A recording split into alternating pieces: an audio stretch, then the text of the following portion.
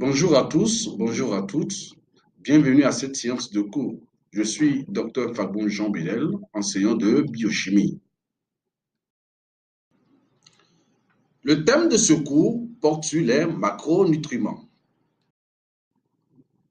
En se basant sur la parenté biochimique, la composition en nutriments voisine ou les modalités de production, les aliments peuvent être classés en 7 groupes.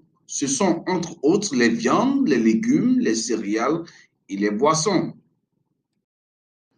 Ces aliments sont composés de macromolécules qui sont des molécules de grande taille constituées de petites molécules liées les unes aux autres. Ce sont essentiellement les glucides, les lipides et les protéines.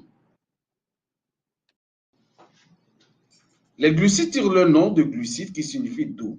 Ce sont des hydrates de carbone. On peut les classer en 2 groupes. Les structures simples qui sont les oses et les structures complexes nommées osides ou polysaccharides composées d'au moins 2 oses.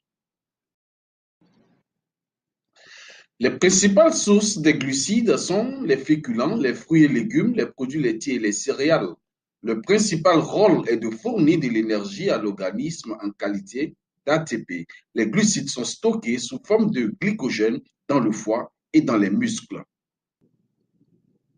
Les lipides, du grec lipos, sont des molécules organiques hétérogènes solubles dans les solvants organiques. Selon leur classification, on distingue les lipides simples, les lipides complexes et les composés à caractère lipidique.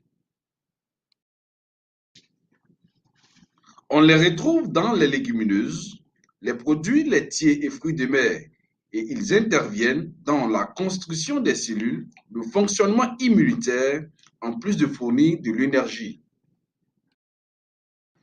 Les protéines sont des macromolécules biologiques formées d'une ou de plusieurs chaînes polypeptidiques. Ils sont constitués d'acides aminés liés entre eux par des liaisons peptidiques. On retrouve principalement les protéines dans les viandes et substituts, les produits laitiers, et ils sont essentiels dans la catalyse des réactions chimiques, les transports membranaires et la structure des membranes cellulaires. Ces macronutriments subissent des réactions de métabolisme qui sont l'anabolisme et le catabolisme. Ci-joint les références utilisées dans le cadre de l'élaboration de cette formation.